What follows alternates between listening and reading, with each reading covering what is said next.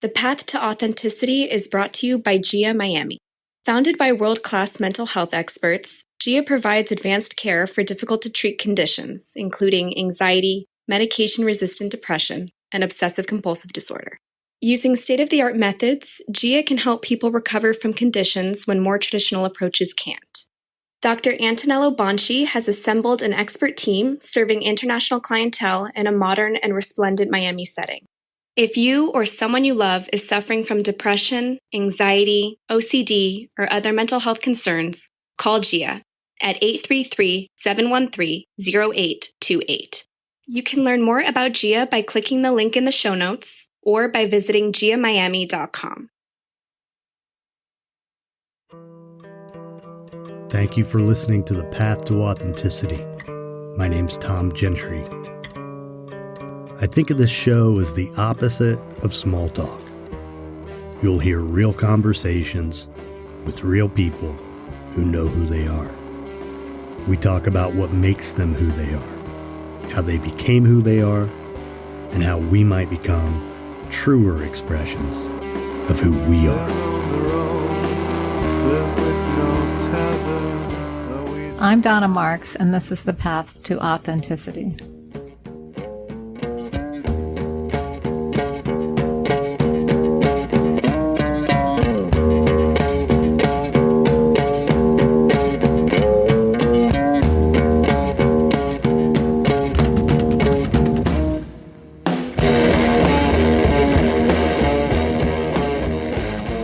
If this is your first time here, thanks for checking it out. If not, thanks for coming back.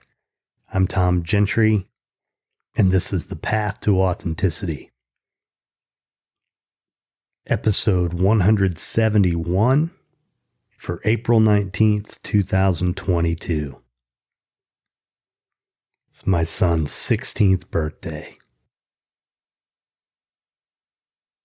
So this episode features a conversation with Donna Marks. It's dipping back into the archive. It was originally in episode 16. And the intro I did sort of sets up the interview pretty well. So you're going to hear that, and then you're going to hear my conversation with Donna Marks.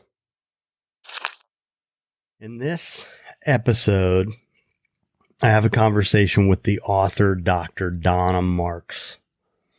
And Donna's someone who has become pretty important to me over the past couple years. And I'm going to tell you why. If you've listened to this show, you know that in terms of our emotional well-being,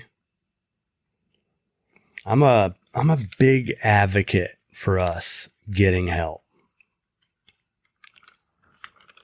In our society, guys especially, we see working with a psychologist or a therapist as something that weak people do. And to me, nothing could be further from the truth. So many of us are afraid and we don't even know it. And we're ruled by fear and we don't even know it.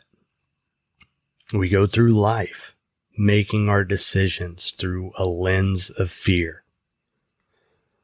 And I think that issue just kind of permeates this world and definitely our culture. And often it's irrational fear, to say the very least. So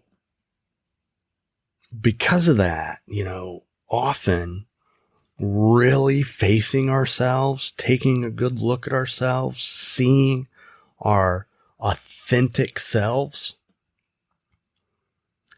can be painful. It hurts. We go through life avoiding that pain. We go through life, a lot of us avoiding pain. And I know that's been true for me. So it takes courage to take a look at yourself. It takes courage to sit down with a therapist and It's not as much about sitting down with the therapist as it is being willing to feel. And what I believe is if we're not even willing to feel, are we really being real? We're being fake. So a few months ago, I was talking to a buddy of mine. He was in the process of beginning this serious and significant life transition. And I posed the question, have you thought about talking to someone about this? And he bristled. You mean a therapist? What is it about me that makes you think I would need a therapist? I'm not depressed. I'm not having any problems. What purpose would that serve? So I'm going to read something now that speaks to this. The purpose of psychotherapy. Very simply, the purpose of psychotherapy is to remove the blocks to truth. Its aim is to aid the patient in abandoning his fixed delusional system and to begin to reconsider the spurious cause and effect relationships on which it rests. No one in this world escapes fear, but everyone can reconsider its causes and learn to evaluate them correctly. God has given everyone a teacher whose wisdom and help far exceed whatever contributions an earthly therapist can provide. Yet there are times and situations in which an earthly patient-therapist relationship becomes the means through which he offers his greater gifts to both. What better purpose could any relationship have than to invite the Holy Spirit to enter into it and give it his own great gift of rejoicing? What higher goal could there be for anyone than to learn to call upon God and hear his answer? And what more transcendent aim can there be than to recall the way, the truth, and the life, and to remember God? To help in this is the proper purpose of psychotherapy. Could anything be holier? For psychotherapy, correctly understood, teaches forgiveness and helps the patient to recognize and accept it. And in his healing is the therapist forgiven with him. Everyone who needs help, regardless of the form of his distress, is attacking himself. And his peace of mind is suffering in consequence. These tendencies are often described as quote-unquote self-destructive, and the patient often regards them in that way himself. What he does not realize and needs to learn is that this quote-unquote self, which can attack and be attacked as well, is a concept he made up. Further, he cherishes it, defends it, and is sometimes even willing to, quote, sacrifice his, quote, life on its behalf, for he regards it as himself. This self he sees as being acted on, reacting to external forces as they demand, and helpless amidst the power of the world. Psychotherapy then must restore to his awareness the ability to make his own decisions. He must become willing to reverse his thinking and to understand that what he thought projected its effects on him were made by his projections on the world. The world he sees does not, therefore, exist. Until this is at least in part accepted, the patient cannot see himself as really capable of making decisions, and he will fight against his freedom because he thinks it is slavery. The patient need not think of truth as God in order to make progress in salvation, but he must begin to separate truth from illusion, recognizing that they are not the same, and becoming increasingly willing to see illusions as false and to accept the truth as true. His teacher will take him on from there as far as he is ready to go. Psychotherapy can only save him time. The Holy Spirit uses time as he thinks best, and he is never wrong. Psychotherapy under his direction is one of the means he uses to save time and to prepare additional teachers for his work. There is no end to the help that he begins and he directs. By whatever routes he chooses, all psychotherapy leads to God in the end. But that is up to him. We are all his psychotherapists, and he would have us all be healed in him. That's from A Course in Miracles. Donna Marks, among other things, has been a teacher of A Course in Miracles for decades. So, over the past 4 or 5 years, again, if you've listened to this, I've lived in this world of healers and helpers for half my life at this point, and I know a lot of therapists. I've seen a lot of therapists. I've seen them as a client. I've seen them as a peer and a colleague. I know that world pretty well. And so over the last 4 or 5 years, I've been keeping my eye out for a therapist, the right therapist, because I had been through enough to know, I'm not finding what I need here. I haven't found the right person at the right time to really help me get down to my core issues, which, we all have our core sources of distress in our lives, whether we want to own it and accept it or not. It's just the way it is. So, I had been keeping an eye out for a therapist. And, over the years, I had heard about the course, A Course in Miracles, and, never really knew what it was all about. I read a little bit about it. But one observation I began to make time and time again is that the people who I met over the years, who from a spiritual standpoint, I respected most, who I wanted to learn from, one thing they all had in common was at one time or another, they studied A Course in Miracles.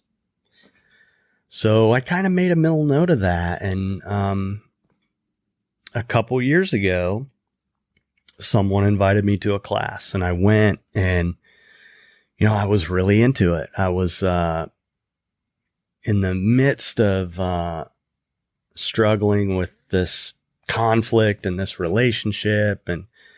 And what I began to see, because I started studying the course, is that what I was doing, as I was looking at this person as doing something to me, and, that was upsetting me, and it was not what I thought it was. It was what it really was me projecting my fear onto her that, okay, I'm not going to let her do this and hurt me the way that other person hurt me in the past. I'm not going to do that. So I projected this crap onto her, and it was causing conflict.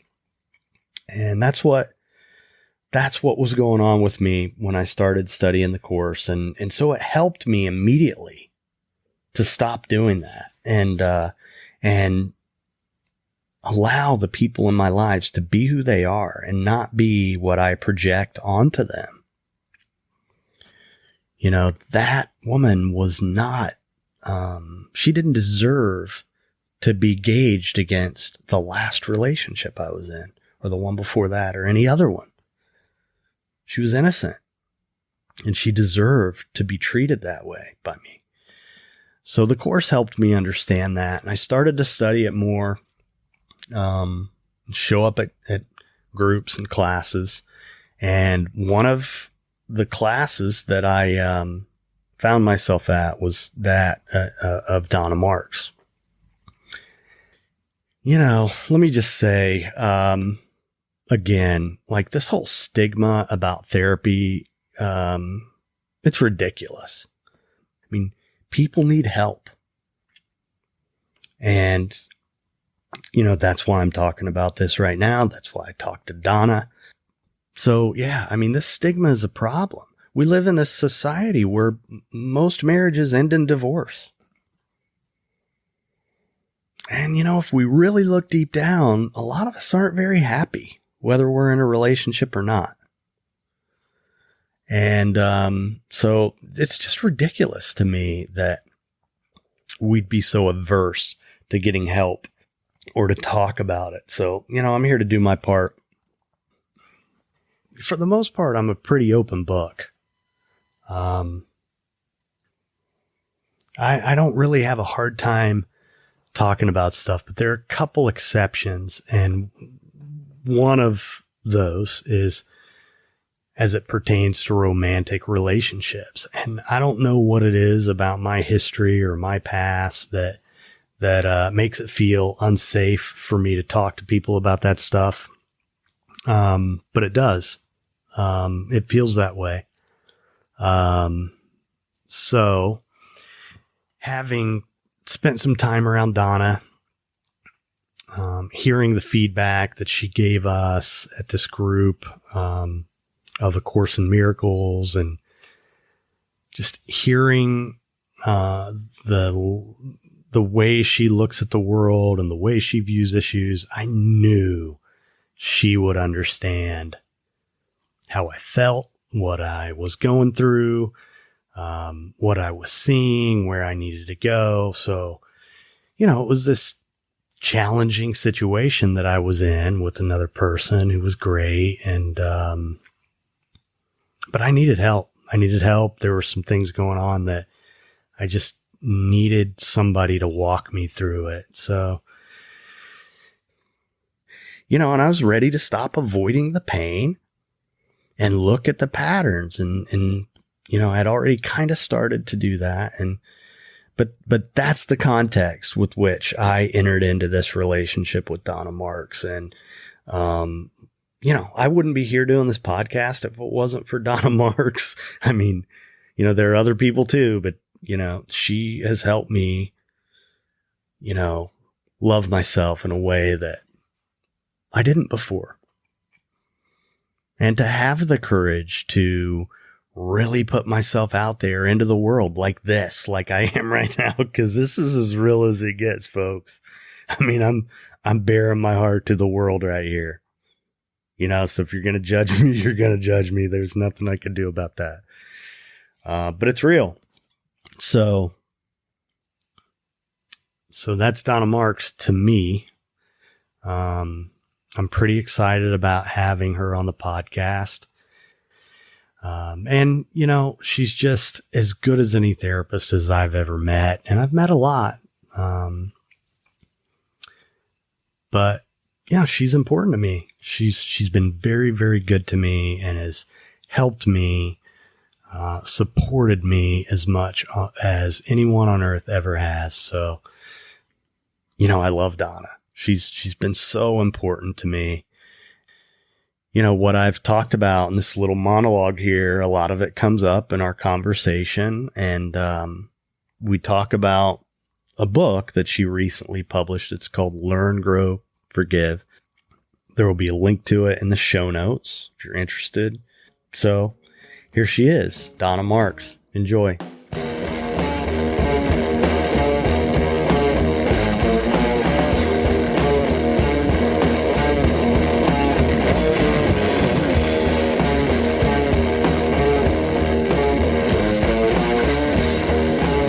You've heard a lot about me, and I'm really excited to hear about you. So you recently published a book. Yes. And it's called Learn, Grow, Forgive. Yes. And then what's the subtitle? A Path to Spiritual Success. Path to Spiritual Success. So I was hoping you could tell me, how it is you came to this place in life where you wrote this book. Well, it was an accumulation of my childhood and my 32 years of professional experience working as a therapist. And I noticed in myself and in patients during my life that people would get into patterns, and particularly relationship patterns, but any addiction.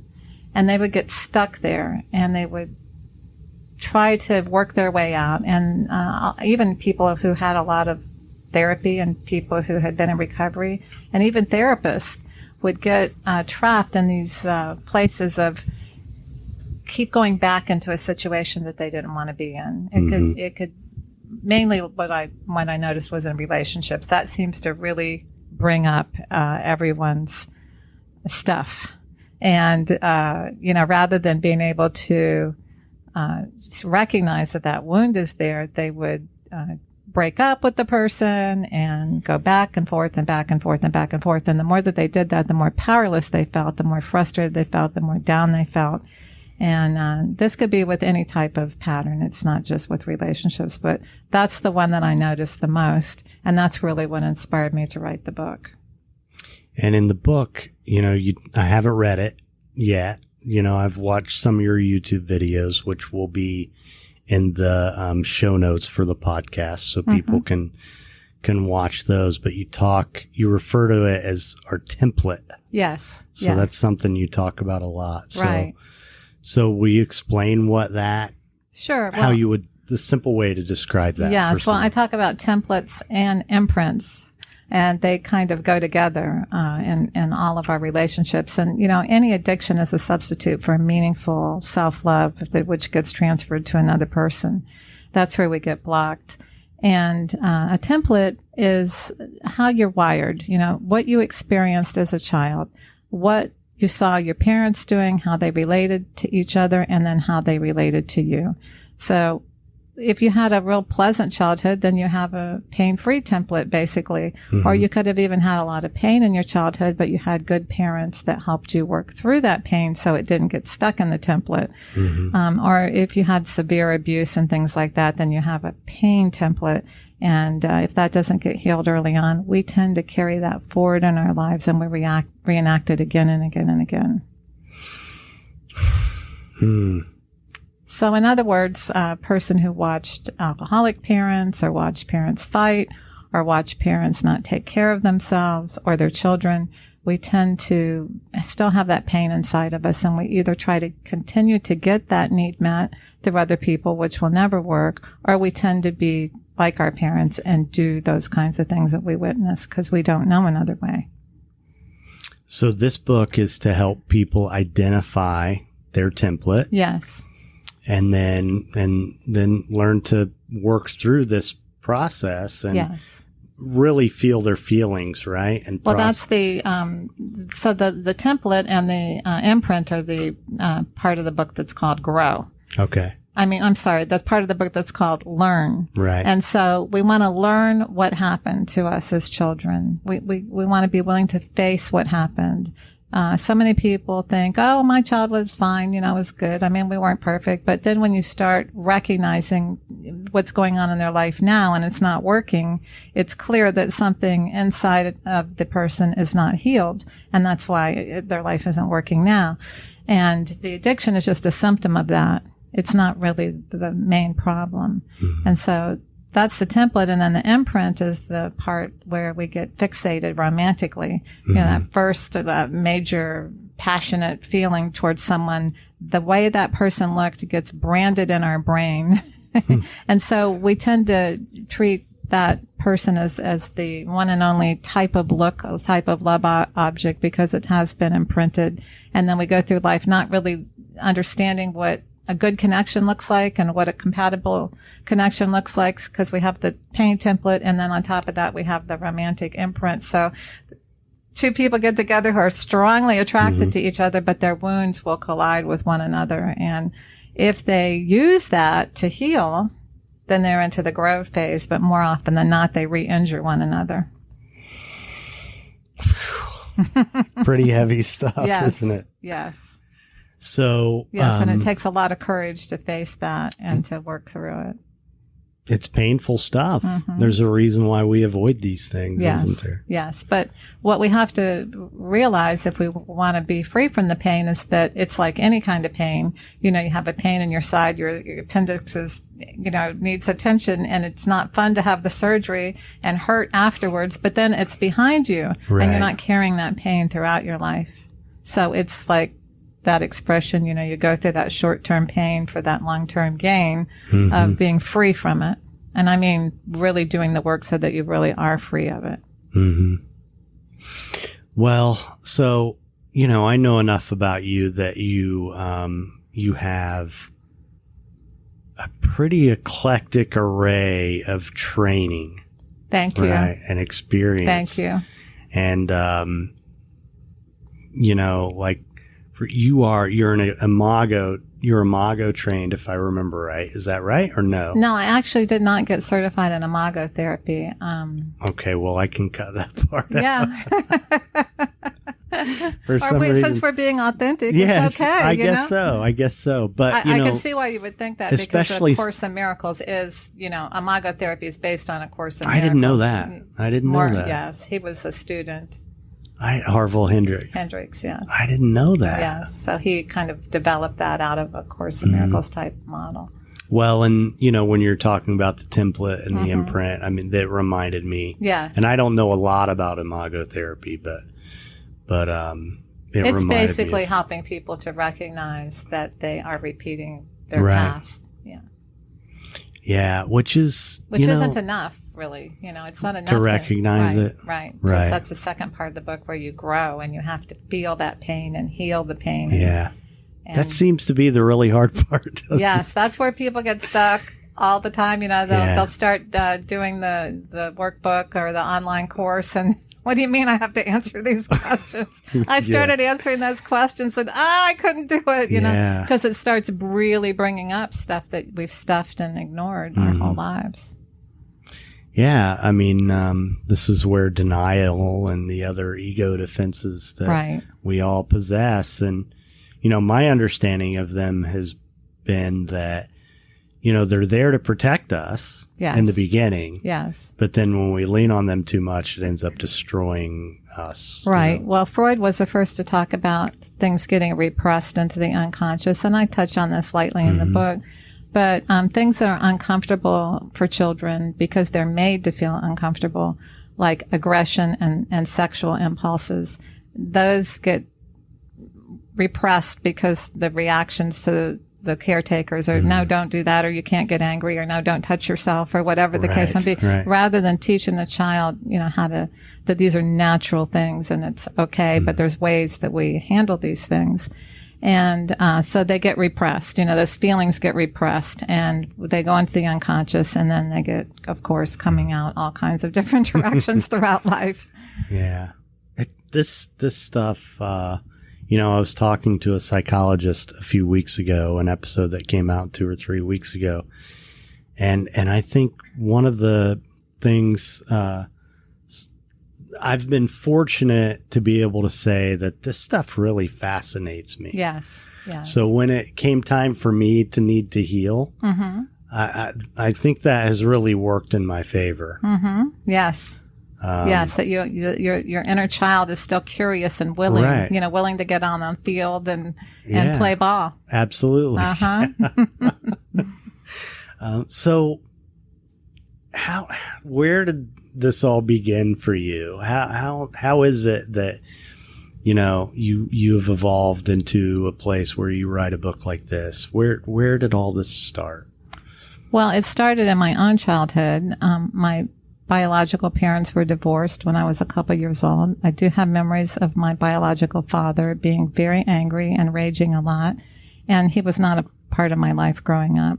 And my mother remarried my stepfather, who I really did love. He was very interactive with me, but he was also a rager and an alcoholic. And then when he was drunk, he would make sexual advances, even when I was a little tiny child, which I internalized. And fortunately, I always had some type of spiritual connection where I listened to an inner voice and it said, it's not your fault and you don't have to. So that I listened to that and I just kind of shied away from him and made sure that I wasn't cooperating with his advances, but I don't think it, really protected me from the wound. I mean, I felt very devastated. I internalized it that I must have done something to cause it. And then that combined with the raging, and he would beat the dog, beat me. It was bad. My mom was working nights as a nurse, and she was basically a good mom, but she was tired. So I was a little tiny child taking care of myself. He would be gone, fortunately, he was in the military, so he would be gone for 6 months at a time. But I was an only child, very, very lonely and very, very sad. Fortunately, I had grandparents on my mother's side who took a lot of care and interest in me, and they were kind of like at the other extreme now. They seemed bored with life. They were very highly structured, very mechanical, but there was a lot of security there and normalcy. So I took that into my template, and so that was helpful. I really, by the time I was like, I think it was like 13, 14, I really started having a lot of psychological trauma, acting it out more. I started drinking. I started smoking when I was 12. To medicate the feelings I was having. And then I tried to commit suicide when I was 15. And I was sent to a psychiatrist. That was a completely failed experience. I knew he didn't know what he was doing with me anyhow. And, but he did suggest that I, be allowed to move out of my home. And, I was working. I was quite capable. I was going to school, working. And, but for some reason they didn't want me to move out of my home. I think they thought they could, fix it or whatever. So I wound up getting married. I was divorced when I was 18 with a child. I quit school, went to night school to get my high school diploma, and started my own dysfunctional family addictions, even as a single parent. And, but there was something inside of me that kept saying, you can do better. You can do better than this. You don't have to do this. So I did. I made a lot of mistakes in my life, but it's been a lifelong search of trying to do better and healing. And when I first started my own healing work, and when I was about 30, when I first went into recovery, well, I'd been in a lot of therapy before that, by the way, and they never touched on addiction in the family or personal addiction.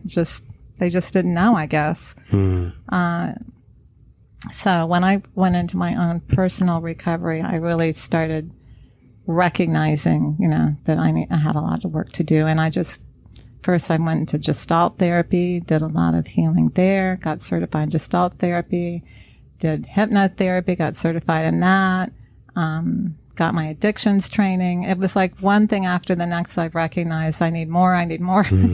So, and I was also working with other people. So I could see where we were all stuck, Right. And, so I just kept pushing on through and did a personal training in psychoanalysis, which is very intense. And, and that, I did that for 13 years, which was like a minimum of twice a week and sometimes 4 times a week. You mean your own therapy? My own personal analysis. Plus I got certified in psychoanalysis, which is also you go back to school for, in my case, it was 4 years plus 4 years of supervision doing psychoanalysis with patients.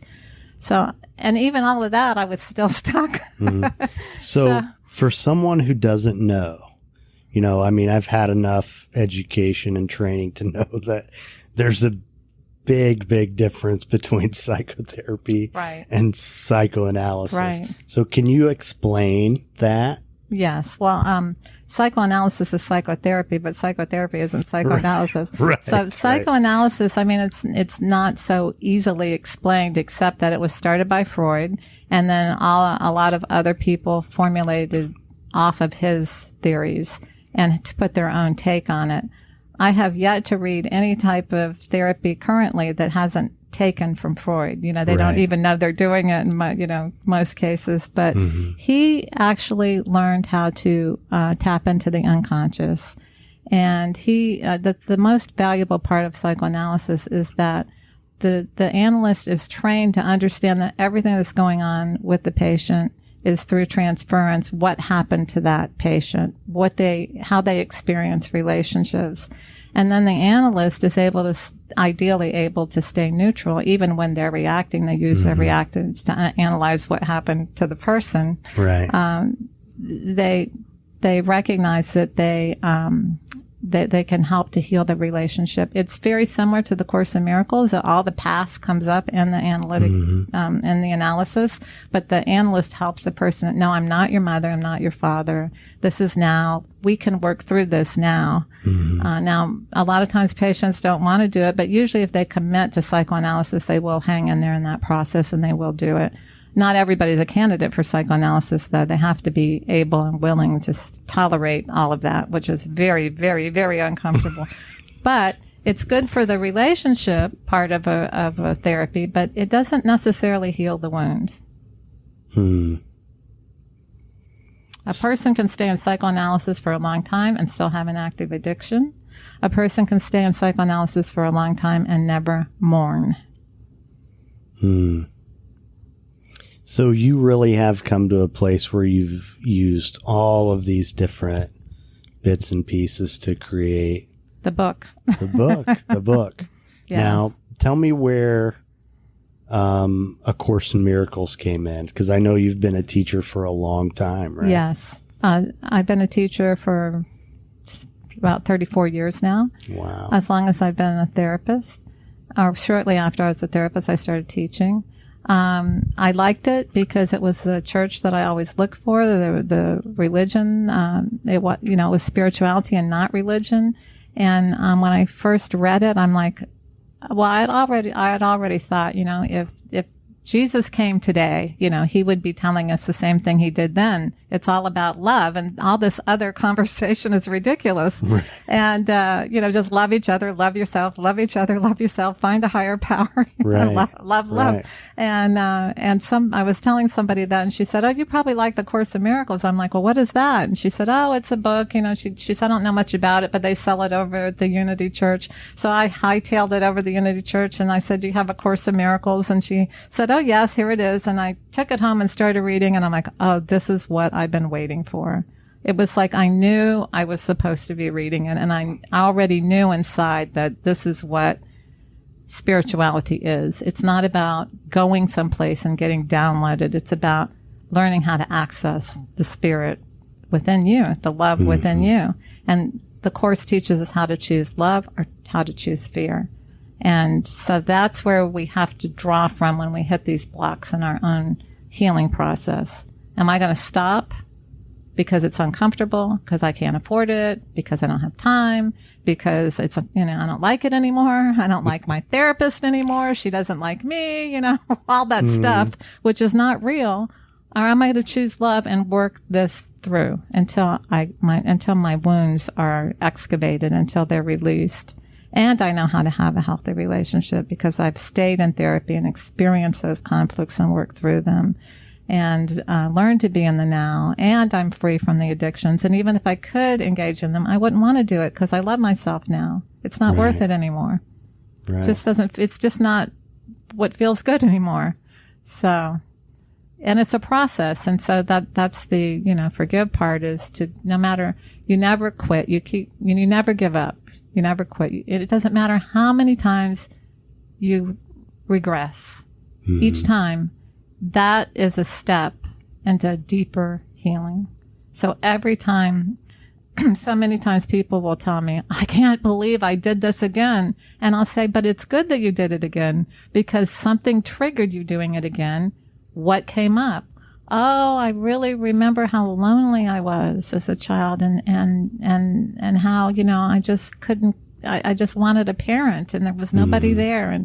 And so they say, oh yeah, I'm doing that with this person. They can't be there for me, but so now you're you're deeper into the work inside yourself. This is good. You didn't know that before. Now you have another whole step out of it. So, and we just keep working at that level.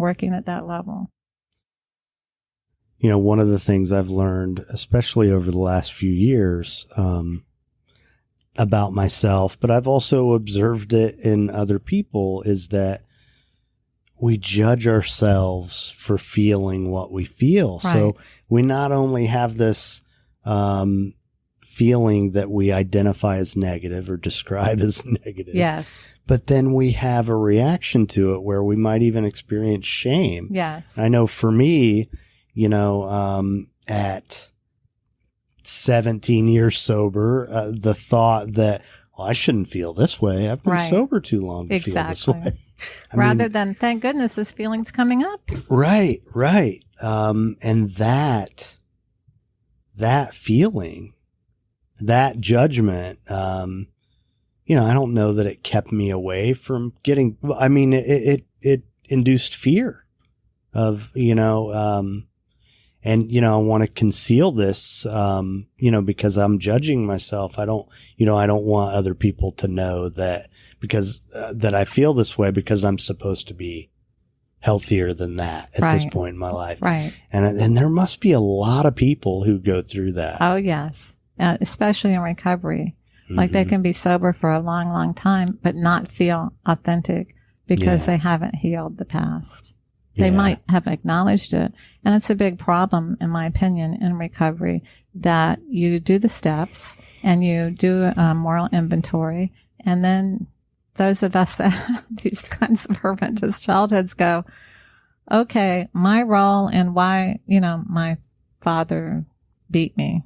Right. I'm not getting that. I was 4 years old. I'm not getting that. Right. But it gets stuffed. It gets stuffed. And, I must have sassed him. I must have done something wrong. Just like the dog went to the bathroom when he's chasing it around, the screeching dog around the house with the belt, So I must have done something wrong, but I have no idea why I had those blisters on my body from that belt. I just can't quite wrap my mind around that. But it just gets repressed, and the real pain and the real violation doesn't really get honored. So it stays there. And then, of course, people who have had lonely, abusive, and neglectful, abuse can take all kinds of forms.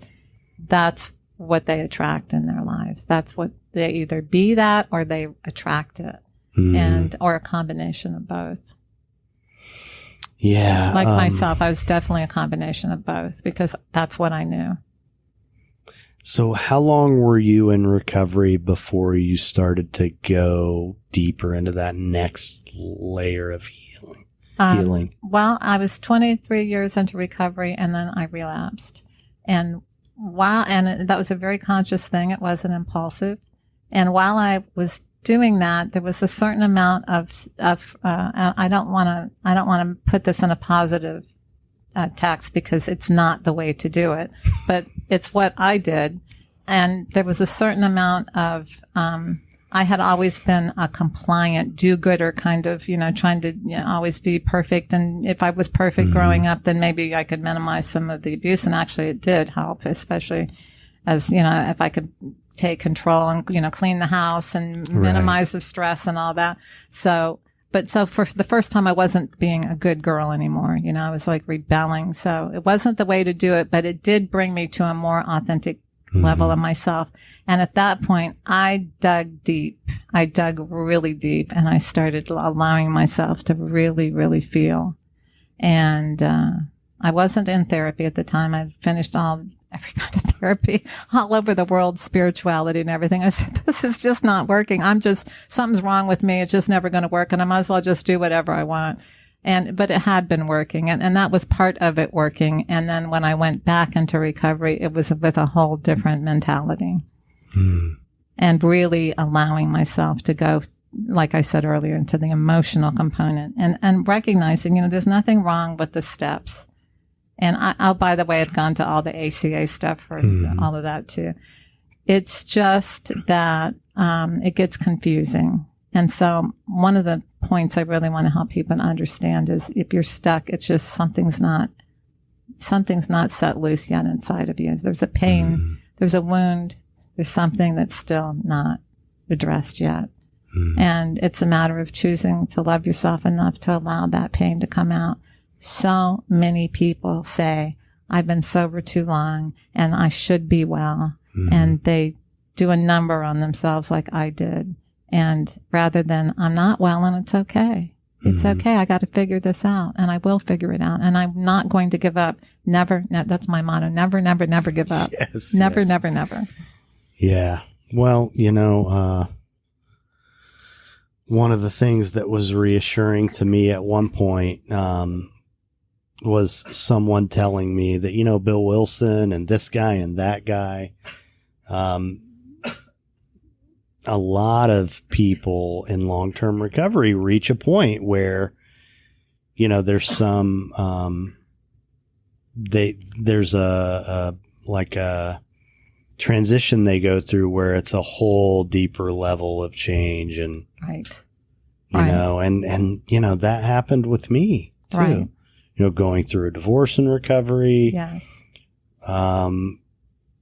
Learning what codependency really is instead of just, using it as a label, which I think gets done a lot in our little world. Yes. But really understanding that there are symptoms and, that a lot of it, what it was about for me was not being able to adequately experience or express my wants and needs. Yes.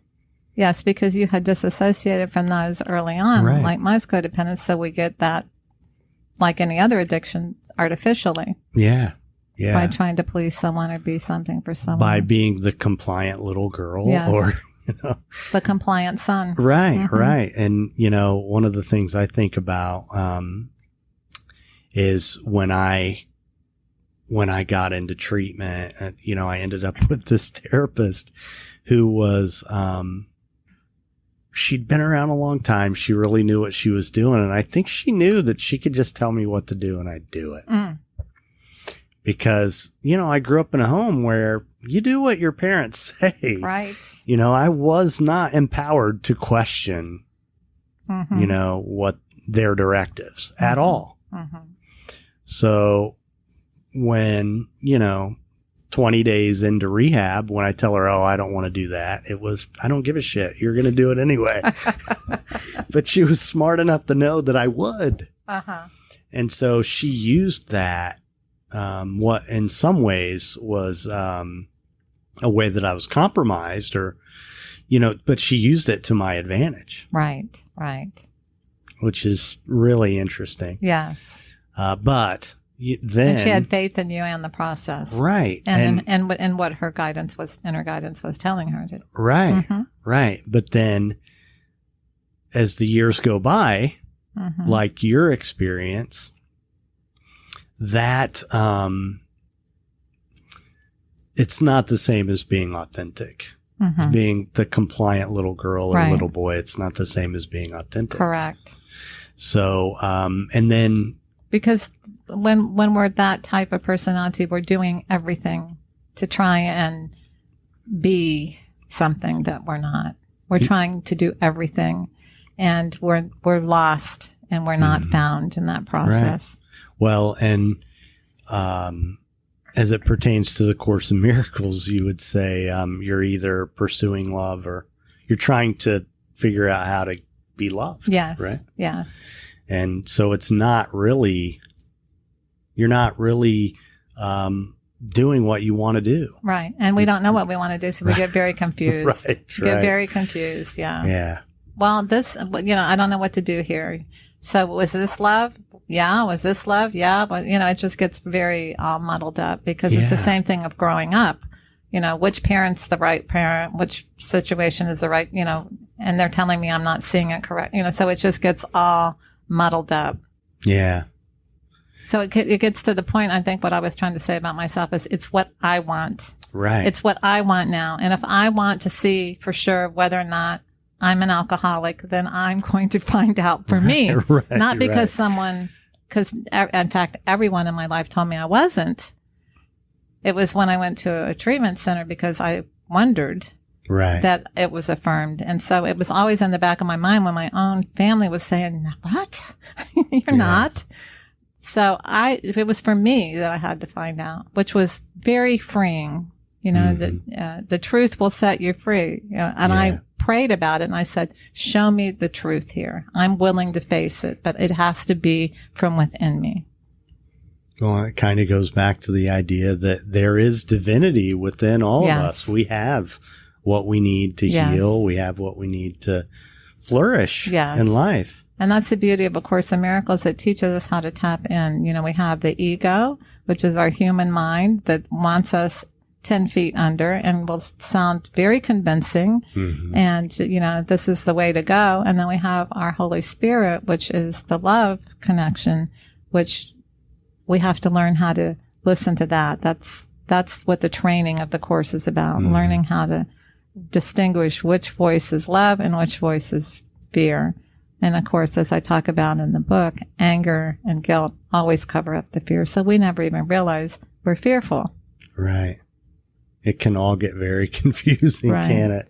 And it's, you know, but when we're authentic, we give ourselves permission. We could be dead wrong, you know, and we give ourselves permission to make those mistakes. And then if we make those mistakes, we give ourselves permission to be love and clean them up, make amends. And kind of realign. Acknowledge it. This was a mistake. This wasn't the right way to do this. Wow. So, who's this book for? It's for anybody who feels that they are stuck in a pattern and they have not been able to break it. So, what percentage of the population do you I think that very few people have had the kind of childhood that they go out into the world happy, well-adjusted, free, and not susceptible to some type of addictive pattern. I think that's a minority.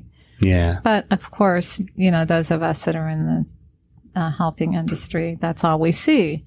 Right. But I've been around here for a while now, and I've had a lot of observations in just about every kind of situation. And I think people are doing it much better. I think each generation, there's more, you know, more awareness. Absolutely. But when we look at, I don't have the statistics at my fingertips, but I'm writing another book now, and it's in there, like, you know, and just in the U.S. alone, there's over 100 million people suffering from addictions of one sort or another. And when we talk about substances, meaning anywhere from alcohol to heroin to nicotine, or food, it's 90% of all deaths. Yeah. 90% of all deaths are not natural causes. Yeah. That is really time for us to wake up. So in spite of the fact that there are more tools available for better parenting and all, not enough people are doing that, or because children who have that sense of self-love and wholeness do not go out looking for it and things that will kill them. Right. Or just people who will kill them. It just has no appeal. Right. Correct. Or people that are toxic. Correct. Yeah, it's really, you know, we're kind of off course as a culture in a lot of ways. Yes. And it's not just here in the U.S. No. Yeah. We avoid ourselves a lot. Yes. You know, and I think, you know, and I know it's not only here in the U.S., but in the U.S., it's you know, there's so much materialism and, you know, it's all about avoidance. And, you know, and talking about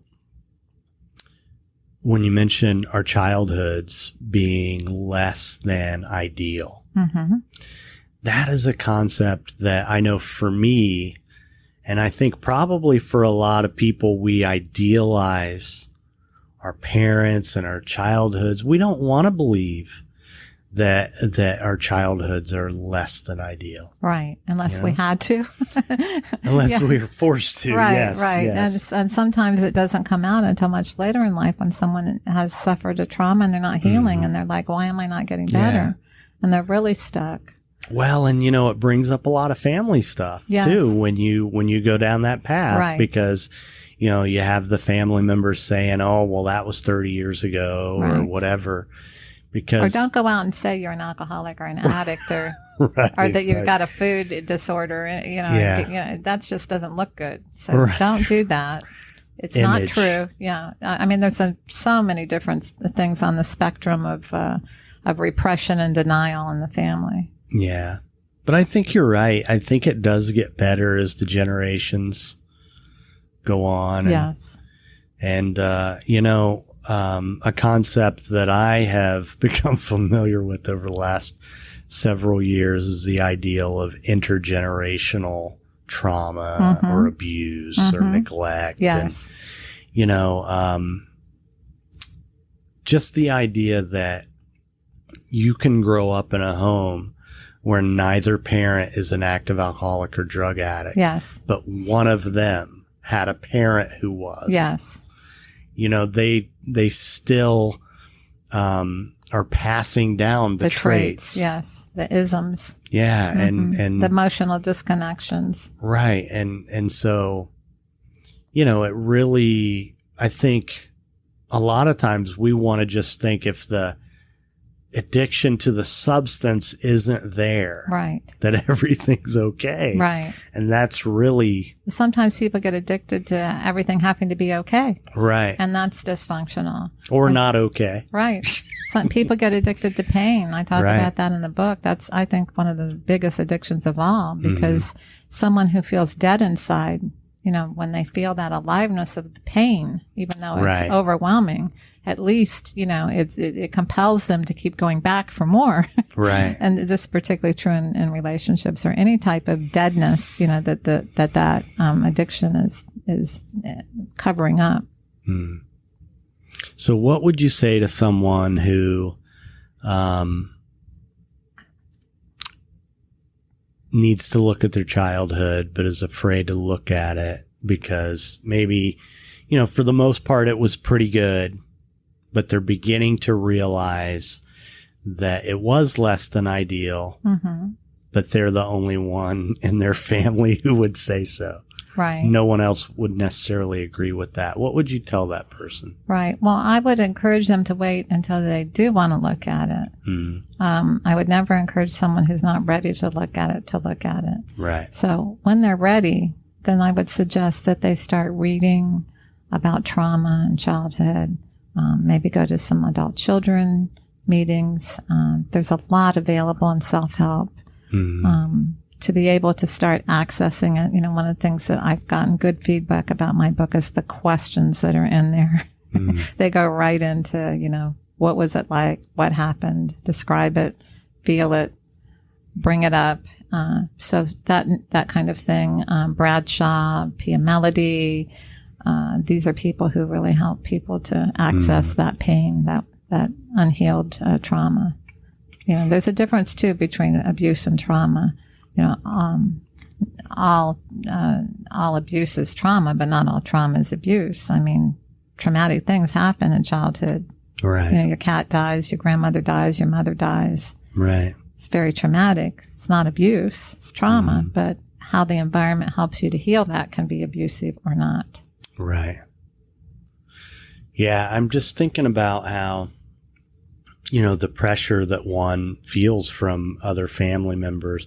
One of the things that I had to work through early on in my healing process was to even talk about my family because of that loyalty that we feel for our families. The betrayal. The sense of betrayal that, if I talk about this situation in a way that's the least bit critical, man, I'm like, that goes against everything I was ever taught, Yes.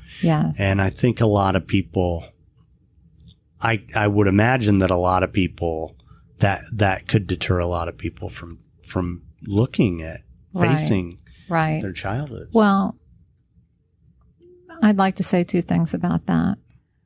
We can't always heal with our family. Right. They just aren't there. So that doesn't mean we stop. We heal where we can heal. I also think that it's really important that when we do try to heal with our parents or our family, that we do that from a place of love. I don't want to blame anybody. Right. I think it's very important that we don't blame. But there's a difference between blaming and facing. So I had to face what happened to me, and then I had to face what I did to my own children when I was abusive, when I reenacted the pain template with them. So if we go at that head on, you did this to me, like I did with my mother once. She took it, but it was damaging and I had to clean it up. I'm not going to get anywhere. That's not healing. The whole point of any conversation is to heal it, not to reenact it or re-traumatize anybody or force the family member to see something they're never going to see. So I think that as parents, if we like me, who have made all the mistakes, I want to have the conversation, but only from the place of healing, not to re-traumatize one another. And as a child, I want to be able to go beyond the trauma and to love my mom in spite of what happened. Right. Yeah. And I do. And all the rest of them for that matter. Yeah. Yeah. I mean, it is possible to face these things without,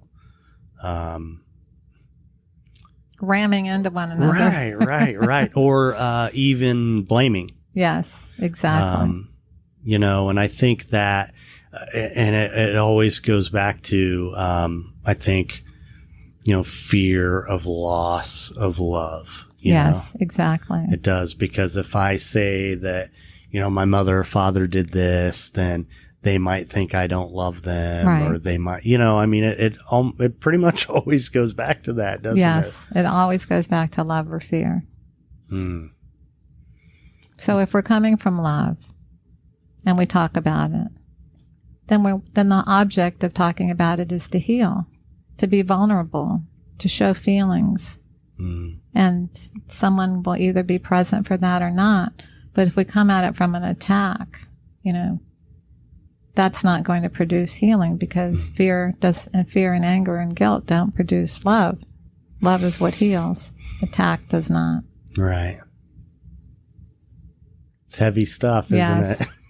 In a way. It is. It's heavy for those of us that weren't naturally raised this way. Yeah. When a child has something painful happen, even if it's caused by the parent, and the parent goes, "I'm sorry I said that to you. It was really mean of me.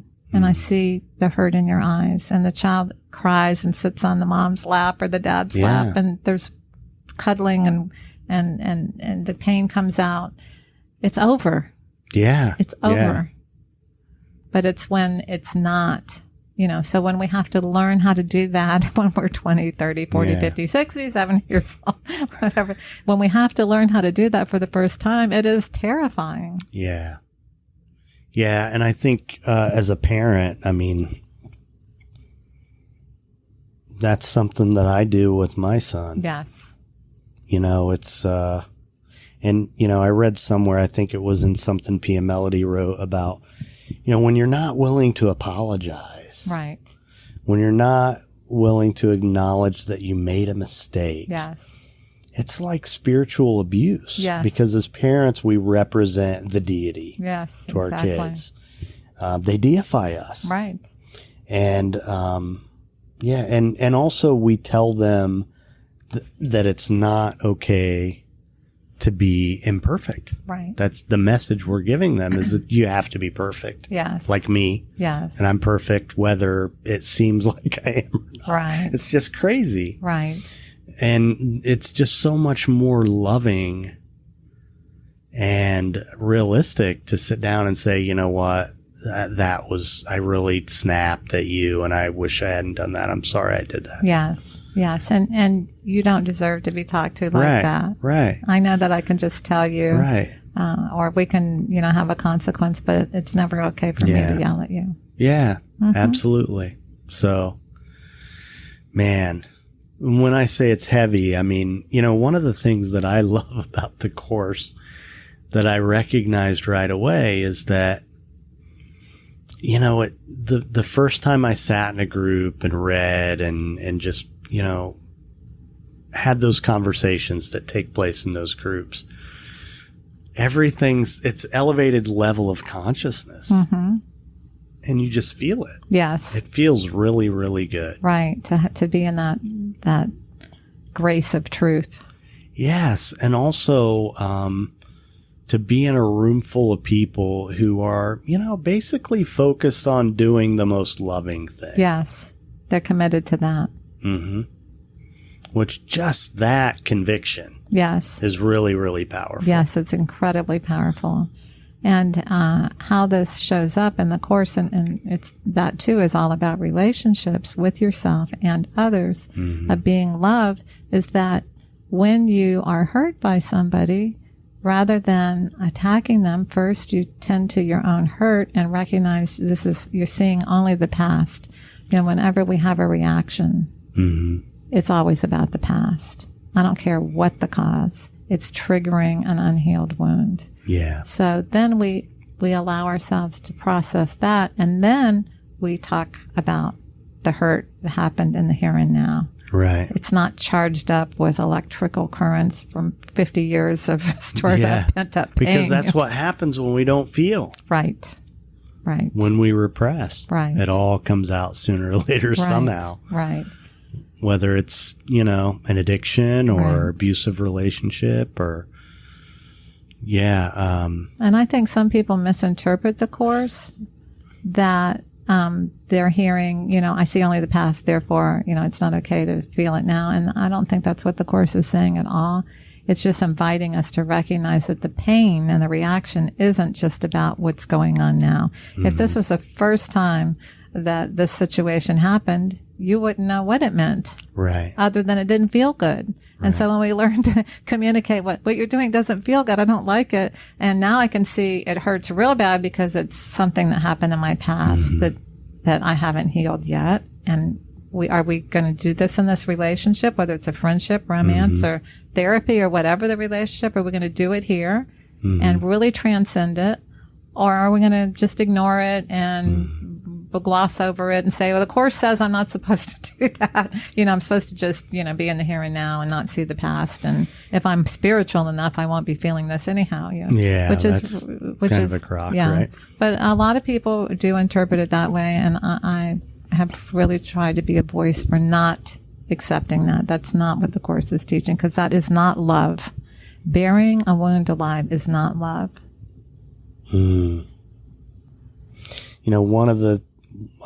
There are times in my life where I could recognize, and I'm sure this is true for other people, I've recognized it in other people too, that, okay, I'm way too upset right now for what is going on. This is not proportionate to what I'm experiencing. I'm not upset for the reason that I think is what the Course says. Right. But, I think, most of us can identify. Yes. At times when that happens, or, he or she is way too upset right now. Right. It doesn't add up. But the beauty is that when we recognize that I'm so upset, not because of what this person has done, but because of what I've experienced before. And then we can say, well, this is good that this person is bringing this up in me, because there's the opportunity to heal the past. Right. Right. And also, it's just bringing it up. And the trap that we can fall into if we don't recognize this is projecting our past onto someone else. Right. Onto the world, for that matter. Onto the world. So, So how many times am I going to allow myself to be hurt by this person, and I'm never going to meet anybody, and I'm never going to do, I'm never going to succeed, I'm never la la la la. Right. And I give up. Right. And shut down, close off. Right. And so we act standoffish, and then, people treat us like we're acting. And so, it's a self-fulfilling prophecy. It becomes a self-fulfilling prophecy. They're not going to come barging into our invisible barrier, right? Right. Wow. I love talking about this stuff. I could go on and on forever. Yeah. So tell me about your next book. Well, we'll save that for another time if you don't mind. No, not at all. Not at all. I know you've been hard at work. Yeah, it's really kind of taking one component of Learn, Grow, Forgive and writing a whole book about it, but we'll do that after it comes out. Oh, well, that's great. Well, is there anything else you want to talk about, or? Well, the only other thing I'd really like to say is that there's a lot of pain out there, and I understand that pain, and Nobody has to suffer anymore if they don't want to. And it's scary to face it. It takes a lot of courage to face it and to embrace it and work through it. But it's so worth it. I can tell you, from someone who's walked it and been through it and failed many times, that it will all come together and your life will come together like you imagined it as a child. Your vision of the future is there for a reason. And you just have to, as the Course says, you just have to be willing to remove the barriers to what's stopping you from achieving that kind of love in your life and that kind of success in whatever form it takes. It's all love, whether it's your career, your relationship, or where you live or whatever. It's all, it's all there for a reason, and it's there for you to embrace it and to be willing to do that. You are worth it. That's really the message I want to get out there, and to never, ever, ever give up. My life is like I imagined it would always be when I was a little girl, and I'm so grateful for that. And I'm truly happy and joyous, and I don't stay in the fear. We're always going to have it, but it's like, oh, thank you. See ya. Yeah. I'm choosing love instead. And when you get that sense of connection to not only people, but to yourself, to the planet, to everything, everything is like, you look around, it's like, oh my God, this is such a great place. I missed out. I used to think I can't wait to get out of here. But now, I'm really enjoying it, and I'll enjoy leaving too, whatever is next. But it's just such a whole different way of perceiving everything. And it feels delightful and wonderful and exciting. And there's no need to substitute all the wonderful, fabulous beauty and joy that is around us all the time. We just don't see it. We don't see it because we're in that place of trauma. Yeah. So never give up. Keep going, and you will succeed. That's really the main message I want to put out there. Well, I'm grateful for you, Donna. Thank you. You're welcome. All Thank you.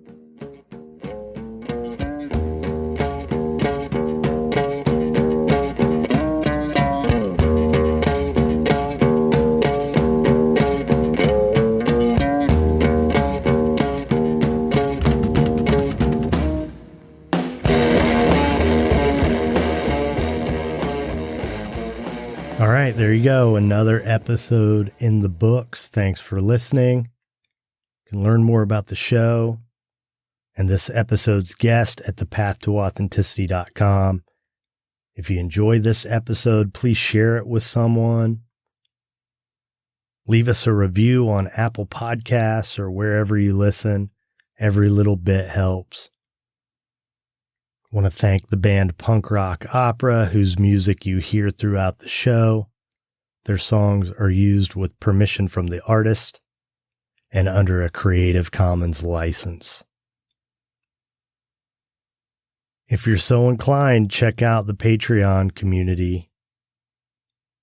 As soon as I do these interviews, I upload them to Patreon, where the content is only available to patrons, and for just a couple bucks a month.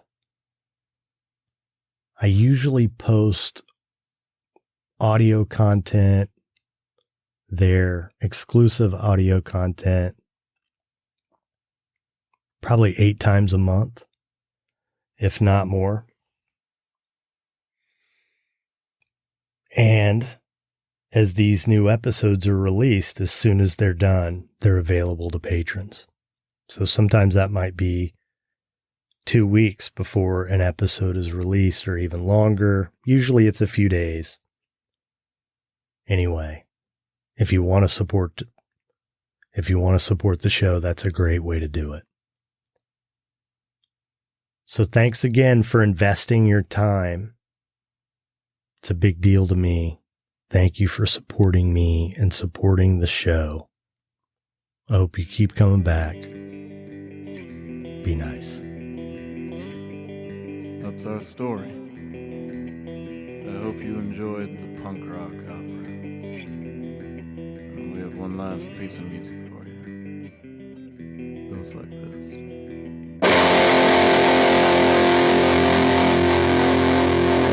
Okay, so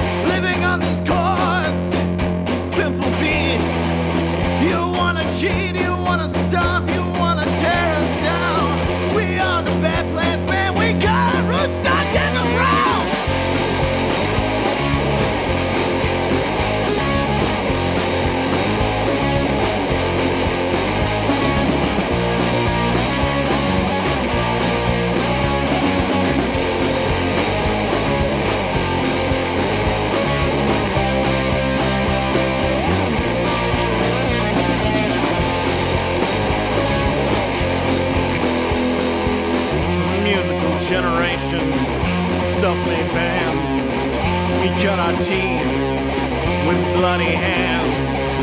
The rage has instilled in us. Can feed a crowd. Give them a rush.